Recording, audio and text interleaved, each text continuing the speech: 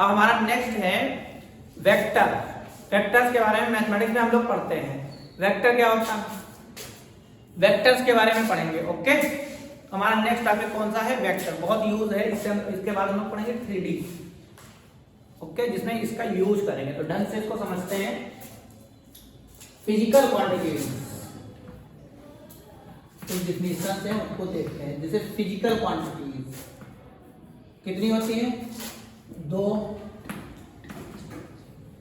कौन कौन सी, एक होती है scalar quantity, scalar quantity, okay, और दूसरी होती है वेक्टर क्वांटिटी।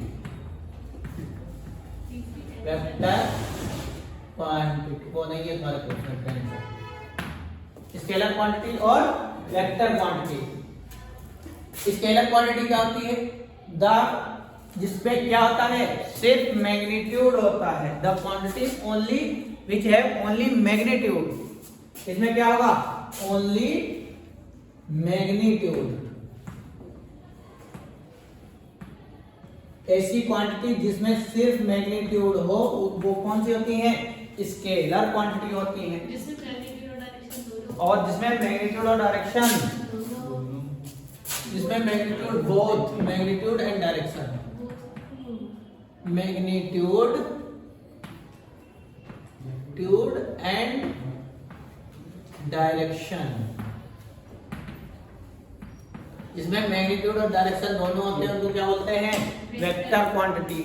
ओके, जैसे एग्जांपल इसमें एग्जांपल अगर लिखना चाहो तो लिख सकते हो। कौन कौन से होंगे, डिस्टेंस, ओके, स्पीड। अगर इसके लिखना चाहो तो डिस्प्लेसमेंट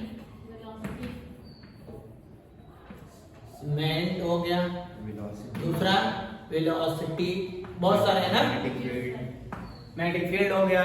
तो ये सब क्या है, वेक्टर क्वांटिटी, जिसके साथ मैग्नीट्यूड भी हो और डायरेक्शन में हो।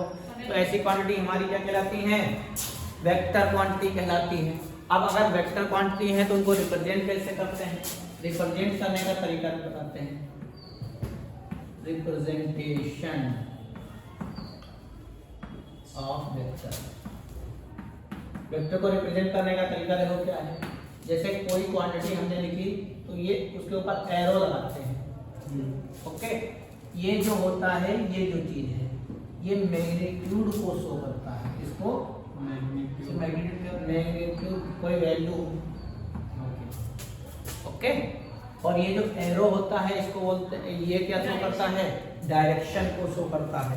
ये इनिशियल, जैसे ए से बी, ये मैग्नीट्यूड को शो करता है, ओके।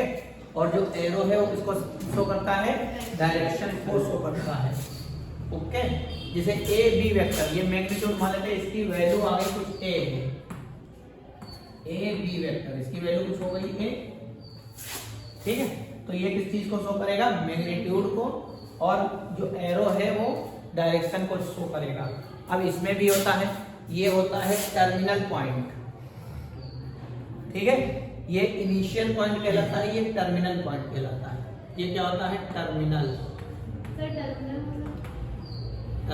Point, okay. और टर्मिनल पॉइंट लास्ट वाला, फाइनल। और ये इनिशियल पॉइंट कहलाता है, ये वाला इनिशियल पॉइंट, ओके। तो ये इतनी चीजें समझ में आ गया। अब ये जो होता है मैग्नीट्यूड, यहां से यहां तक को मैग्नीट्यूड भी बोल सकते हैं, और या तो कह सकते हैं लेंथ। जो वेक्टर की लेंथ होती है वही मैग्नीट्यूड भी बोल सकते हैं, लेंथ भी बोल सकते हैं। इतना समझ गए, इसमें कोई दिक्कत नहीं है ना। अब इसी के बाद में पढ़ते हैं टाइप ऑफ वेक्टर्स। इतना समझ में आ गया वेक्टर क्या होता है, वेक्टर क्वांटिटी कौन कौन सी होती है, वेक्टर क्वांटिटी होती क्या है। वेक्टर क्वांटिटी वो होती है जिसमें मैग्नीट्यूड और डायरेक्शन दोनों हो। और स्केलर क्वांटिटी क्या होती है, जिसमें सिर्फ मैग्नीट्यूड हो। अगर वेक्टर है तो उसको रिप्रेजेंट करने का तरीका ये होता है। इसमें इनिशियल पॉइंट ये कहलाता है, टर्मिनल पॉइंट ये कहलाता है, और इनके जो बीच की डिस्टेंस होती है उसको बोलते हैं मैग्नीट्यूड या लेंथ, ठीक है। तो रिप्रेजेंट करने का तरीका भी समझ में आ गया, ओके। अब उसके बाद पढ़ते हैं type of vector. Type of vector. Vector type of vector हमारे कौन कौन से वेक्टर होते हैं? एक होता है जीरो वेक्टर। कौन कौन से होते हैं? पहला हम लोग पढ़ते हैं zero vector. The vector whose magnitude is zero is called zero vector. एक ऐसा वेक्टर जिसका मैग्नीट्यूड क्या होना चाहिए? जीरो हो, तो ऐसे वेक्टर को क्या बोलते हैं? Zero vector. ओके, पहला लिख लेते हैं zero vector. Zero vector. a vector whose magnitude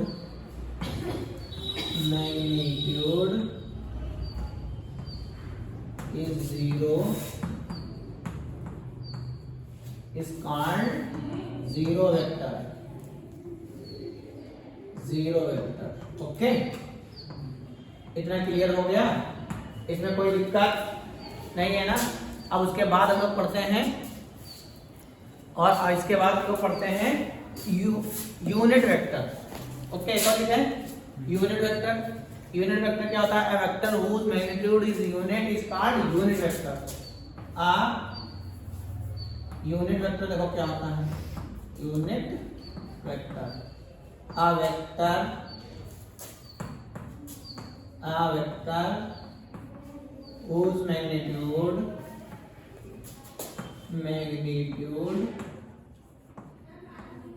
is unity is called unit vector. Unit vector. Okay, unit vector को रिप्रेजेंट करने का तरीका देखो क्या होता है। इसको ए कैप से लिखते हैं। किससे लिखते हैं? A cap. क्या होता है? ए vector upon mod A vector. अभी ये मॉडुलस निकालना नहीं होता है ना, ये अभी बताएंगे आगे। ए vector upon mod A vector. Okay, कितनी चीजें समझ में आ गई? अब इसे मॉडुलस निकालना बताते हैं बेटा, यहाँ पे बता दूं? Yes sir. जैसे हमारा कोई वेक्टर लिखा है ए वेक्टर। ए वेक्टर क्या है? a1 i cap plus a2 j cap plus a3 k cap. Okay, अगर हमें इसका मॉड निकालना है, मॉडुलस इसको बोलते हैं, तो मॉड लगाओ इसे, अंडर रूट लो, ठीक है, और i j k के जो कोफिशिएंट लिखे हैं उनका स्क्वायर करके ऐड कर दो।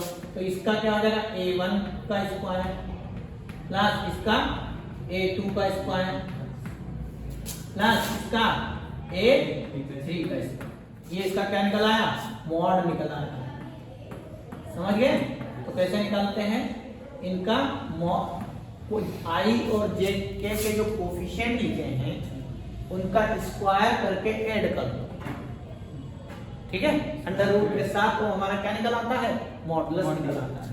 a1 का स्क्वायर, a2 का स्क्वायर प्लस a3 का स्क्वायर, ये मॉडुलस निकालना है, वो जो भी वेक्टर लिखा हो।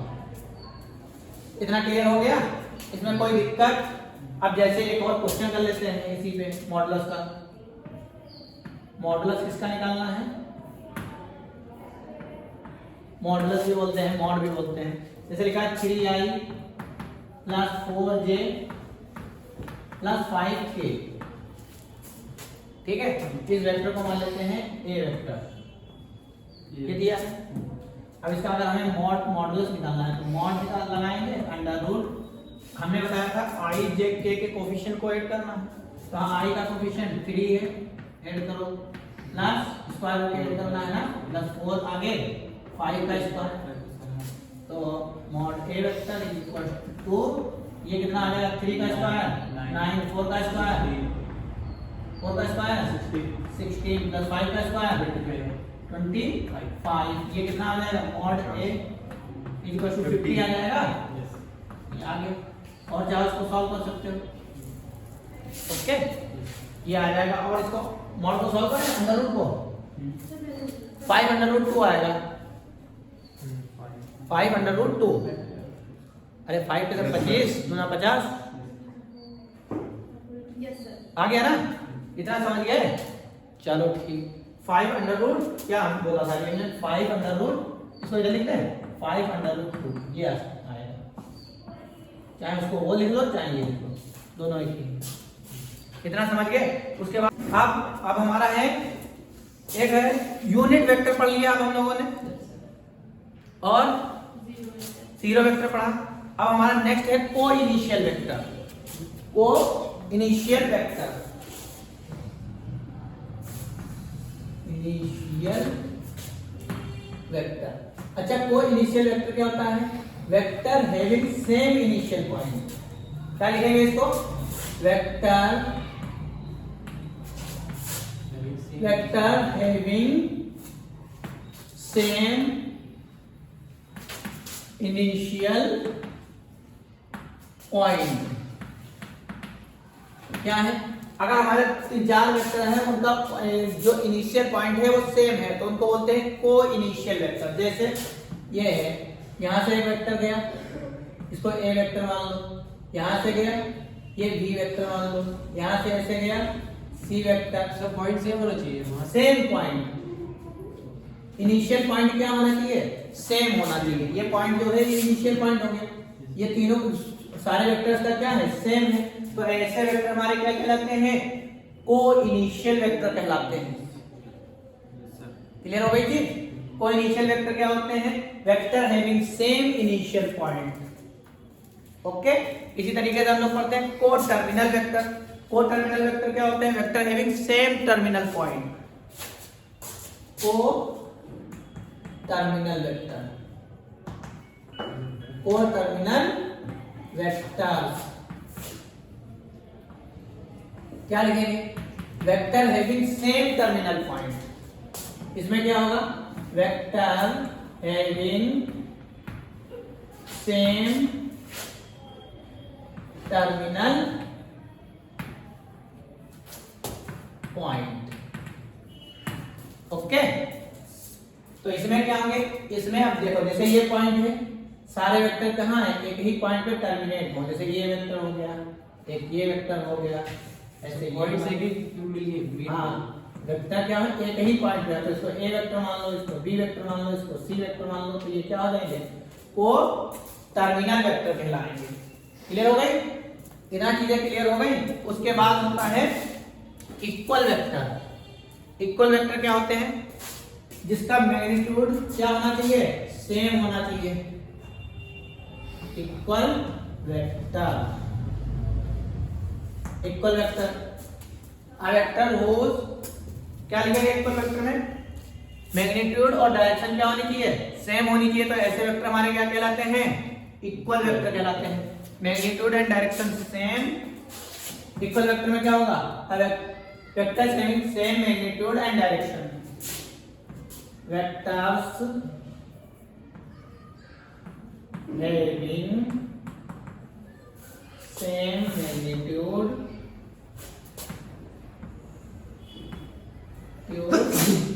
and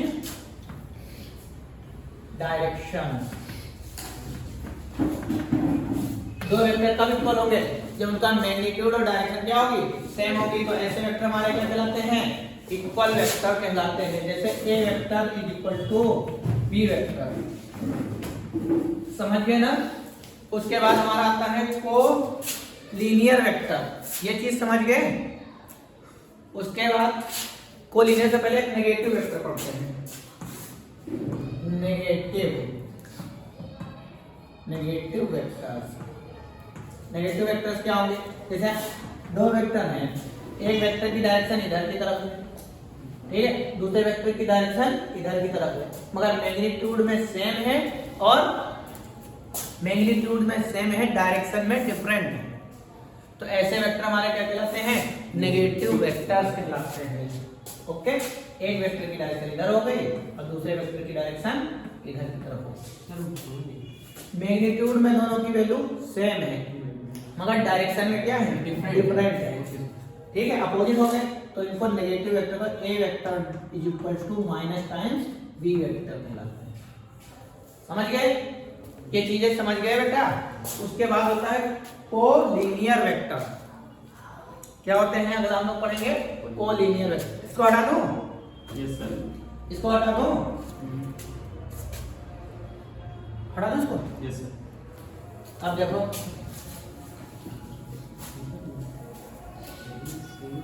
collinear vector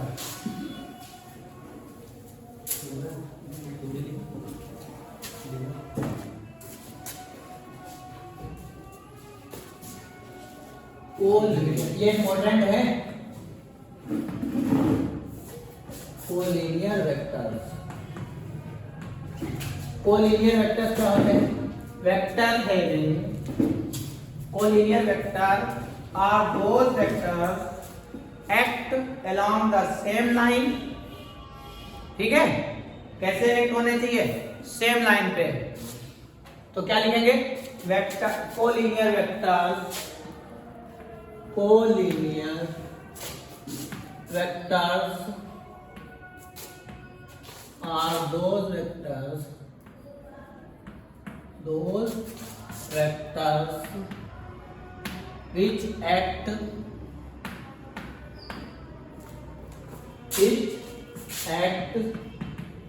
along same line। क्या होना चाहिए? सेम लाइन में along होते हैं and the angle between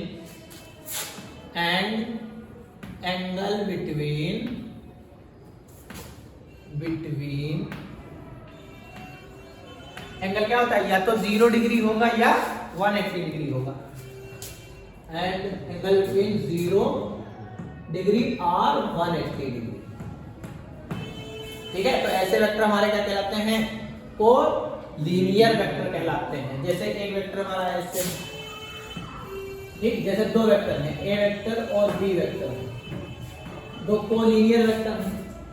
तो इनको लिखने का तरीका कैसे है? जैसे A vector is equal to lambda times B vector, और लैम्डा क्या है? कोई स्केलर है। ओके, कोलिनियर वेक्टर को लिखने का तरीका आपको समझ में आया कि A vector is equal to lambda times B vector. अच्छा, मान लेते हैं 3 वेक्टर हो, ए वेक्टर, बी और ये सी। इनको कैसे लिखेंगे? इनको लिखने का तरीका है कि ए बी पहले निकालो और बी सी निकालो।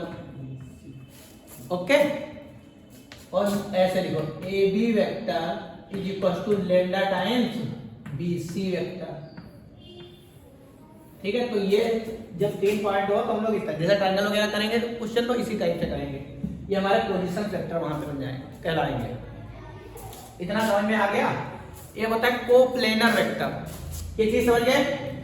कोलिनियर वेक्टर या तो उनके बीच का एंगल 90 डिग्री हो, 0 डिग्री होगा या 180 डिग्री होगा। उसके बाद में होता है कोप्लेनर वेक्टर। कोप्लेनर वेक्टर इसको देखो कैसे समझते हैं। जैसे 3 वेक्टर हैं, ए वेक्टर, तो यहाँ लिखेंगे a1 i के प्लस a2 j के प्लस a3 k के।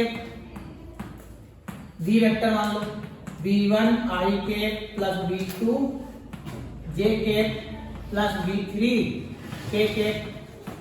और सी वेक्टर मान लो c1 i के प्लस c2 j के प्लस c3 k के। ओके, अब कोप्लेनर का मतलब होता है एक ही प्लेन में तीनों वेक्टर हो। जब हमारे वेक्टर तीनों एक ही प्लेन में होंगे तो इनका डिटरमिनेंट बनाओ। ओके, तो इसका डिटरमिनेंट अगर हमें बनाना है तो कैसे बनाएंगे? ए vector a1 a2 a3 b1 b2 b3 c1 c2 c3, यही तो लिख सकते हैं। और इसको सॉल्व कर दें, अगर 0 के बराबर आ जाता है तो तीनों वेक्टर क्या हैं? कोप्लेनर वेक्टर कहलाते हैं। हाँ, यहाँ ये ठीक। तो यहाँ पे क्या हो जाएगा? ये हमारे क्या हो जाएंगे? 0 के बराबर हो जाएंगे। ये होता है रेसिप्रोकल वेक्टर। एक और पढ़ लेते हैं, रेसिप्रोकल वेक्टर। रेसिप्रोकल वेक्टर क्या होंगे? रेसिप्रोकल वेक्टर क्या होता है? Vector having same magnitude, same direction और मैग्नीट्यूड भी सेम होगा, मगर रेसिप्रोकल कैसा? a vector having same direction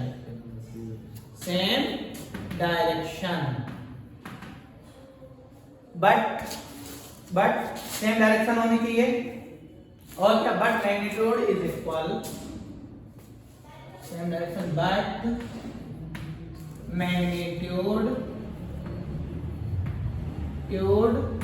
is equal to,